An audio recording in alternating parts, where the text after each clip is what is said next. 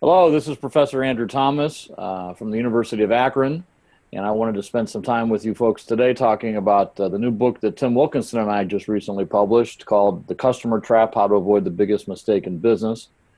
This is Tim and I's second book together, and I think you'll find it to be of value if you're a small, medium, or even a large-sized company. Let me just take you through the notion of our idea behind the book. It's a bit contrarian to what many other people may be thinking about and how they might be approaching business. We believe that American business is mostly dysfunctional, and of course we're business professors, so we're very critical in many cases of what's taught in business schools across this country.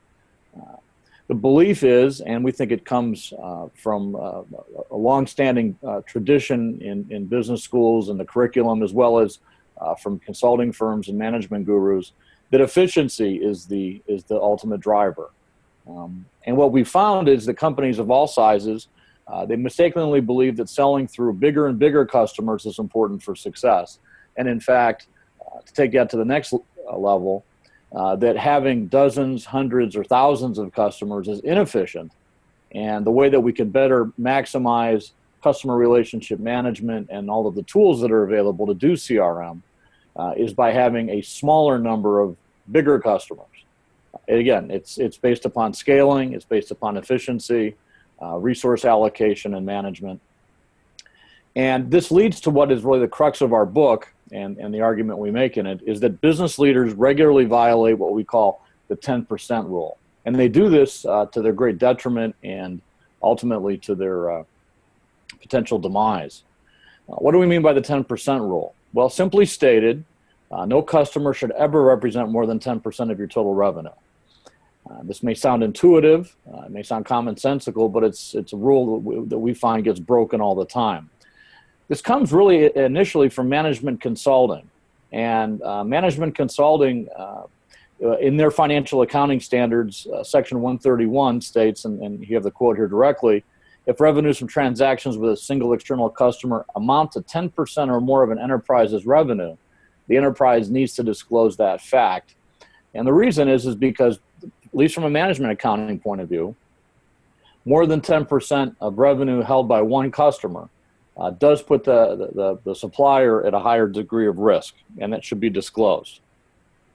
We have looked at this not from an accounting perspective, but more from a sales, distribution, and marketing perspective, and it makes sense to us. And I think if you think about it as well, having a customer that's more than 10%, and oftentimes a lot more than 10%, 20, 30, 50, 70% of all business revenue in the hands of that one customer really puts a company at risk. But we have found, as we were preparing this book and our earlier research that we've done on this topic, which has now spanned almost 20 years, that is in fact the trend. As industries are consolidating, as concentration of power is in the hands of fewer and fewer companies, think about what's happening right now on the chemical side of business with regards to Dow and DuPont merging. We've seen the airlines merge. Every industry, there's this consolidation happening. So there's been a rise of a smaller number of customers who've ended up controlling more and more power and therefore are dominating many of their suppliers. This idea evolved, of course, over a number of years, as I mentioned. From my personal experience, 12 plus years of global sales distribution experience prior to becoming an author and an academic. I met Tim back in 2003, and I shared with him my experiences in the private sector about this notion, and it's something that he and I immediately started working on together, looking at it from a more empirical and scholarly perspective. It led to an article in 2006 in MIT Sloan Management Review, which I'll talk about just a bit later, and also an article in the Wall Street Journal that ran in 2007. That article was called The Distribution Trap, and that later became a book of the same name. And that book was chosen by the American Marketing Association as their best book for marketing for 2010. What is the consequence of having these big customers, again, that are more than 10% of total revenue? Well, this is how it unfolds. And I challenge you, if you're in business or you've been in business, to think about this from your personal perspective. You invest blood, sweat, tears, money to start a new business or to innovate a new product or service. This just isn't relating to startups, but also to existing firms and innovation. You sell that product or service to a big customer, one that is more than 10% of your total revenue. And then because they're already doing business with you and there's a relationship there, and because the intellectual environment in which we operate as business people says it's fine to expand business with those folks in the name of efficiency and scale, we maximize the volume of that sales to that bigger customer, making them even bigger, making us more reliant or more dependent upon them. And then, of course, as they get bigger, there will be demands. Even if they're good people, even if you like them, even if you love them and they love you, there will be these inevitable demands that will come back because of their size, disproportionately to you, and they will be things like better pricing, better payment terms, better quality control. And then by trying to manage these demands from this ever bigger customer, we're trying to keep quality and service high, but we're also in many cases learning less and less. I'll use an example that many of us would be familiar with from consumer retail, and that would be dealing with Walmart. Walmart's a $500 million sales organization, has 125,000 suppliers. How many of those suppliers does Walmart really, really need to maintain its status as a $500 billion organization every year? I would argue that if it got rid of any of those or a combination of those 125,000 suppliers, Walmart would still be right around a $500 billion company from a sales perspective. But then go look at how many of those 125,000 suppliers have Walmart as their biggest customer, more than 10%. How many of those suppliers of those 125,000 have Walmart as 30 or 40 or 60 or 70% of their revenue? And of course, Walmart will tell everybody, we love our suppliers. We want them to be efficient. We want them to be satisfied. We want them to keep doing business with us. But the scale and size of Walmart is such that these customers that these suppliers that they have, if they're so dependent upon Walmart because of Walmart's total percentage of revenue, it puts those suppliers in a very tough spot. And in fact, Walmart every year will say to their suppliers, a huge cross-section of them, we're going to pay less for the products we buy from you in the coming year than we paid in the previous year. So these suppliers, they're trying to keep quality and service high while they're getting less and less in terms of price from their big customer. Eventually, they'll begin to lose money, and oftentimes they don't survive or they become shells of who they used to be. That is these supplying companies. Some more consequences I mentioned briefly before, more and more price pressure.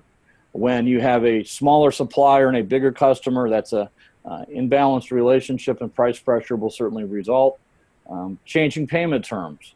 Suppliers may say we want to get paid net 30, but as the customer gets bigger and bigger, the customer now with the advantage, now with power on their side may say, well, we're going to pay you net 60 or net 90 or net 180. And if you don't like it, we won't do business. And of course, if that customer again is 30 or 40 or 70% of revenue, you have to take it.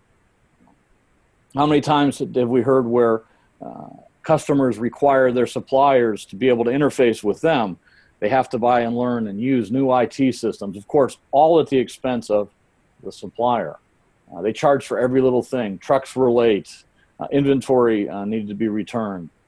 There was a quality defect, and you're going to pay not just simply for reimbursement, but also penalties and other fees.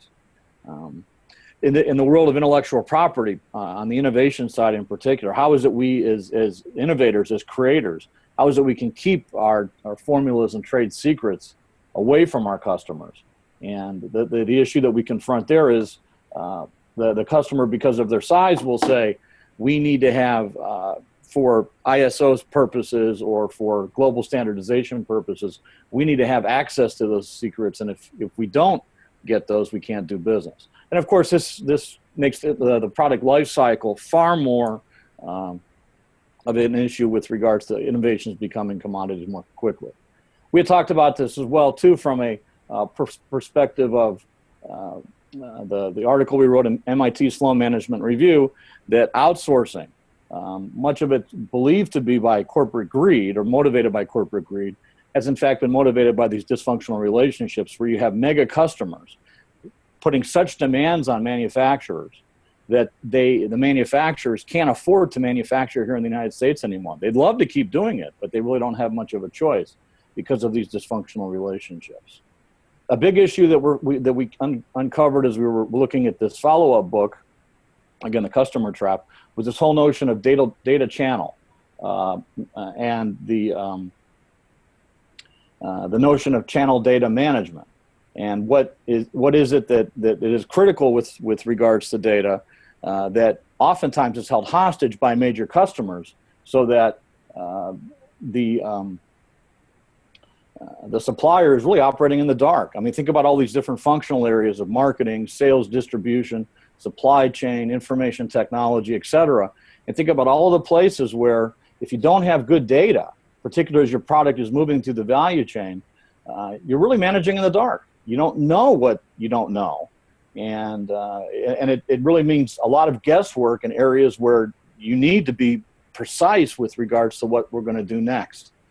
How could you be making a strategic decision if it's really being driven by throwing darts at a wall and hoping that somehow everything's going to work out okay? We've come across a couple companies that are doing a good job of this. One of them is Zyme Solutions in Silicon Valley. They've worked a lot with the information technology side of the house. They're moving into the consumer channels, and we're finding that when suppliers begin to ask for the data, oftentimes it's not very pleasant, but it makes all the difference in the world for those innovating companies as they look to deliver better value all the way through the chain. How do you avoid the customer trap? Well, adhere to the 10% rule. Requires discipline. It's important. Get the data. We find also that sometimes it's better just to keep it local, remain independent, not try to get into these traps of massive customers and allowing them to really dominate your business. I appreciate your attention. Thanks for checking us out here on this video. If there's anything we could leave you with, it would be this: just keep business simple. It isn't as hard as many people make it to be. And following the 10% rule is almost a surefire way to build a sustainable enterprise. Good luck and take care.